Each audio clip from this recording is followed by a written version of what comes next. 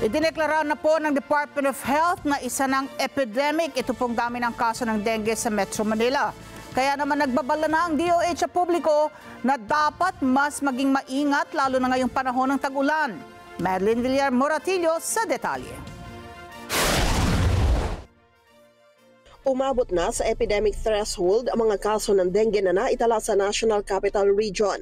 Ayon kay Grace Labayan ng Epidemiology Surveillance Unit ng DOH-NCR, nangangahulugan ito na mas mataas kaysa normal ang naitalang kaso ng sakit kaya kailangan maging alerto.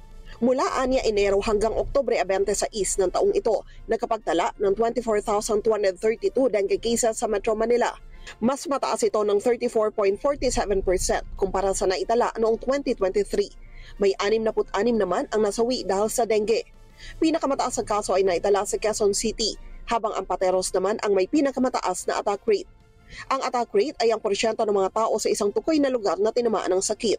Out of 17 LGUs, 14 talaga ang nagkaroon ng increase in cases. Yung iba nga lang po, mas mataas yung pag-angat. Kaya tinatawag natin na-reach yung epidemic threshold. Pinakamarami sa tinamaan ng dengue ay mga batang nasa edad 5 hanggang 9 na taong gulang.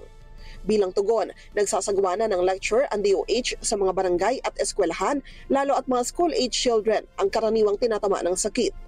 Namahagi na rin sila ng dengue test kits sa mga lokal na pamahalaan para sa mabilis na pagtukoy sa mga kaso ng dengue. Madeline Villar Moratillo para sa Mata ng Agila. Matatag, matapang, matapat. Maraming salamat sa inyo pong pagsubaybay sa Mata ng Agila Primetime. Para malaman ang matatag, matapang at matapat na mga balita, i-follow lamang at mag-subscribe sa AtNet25 TV.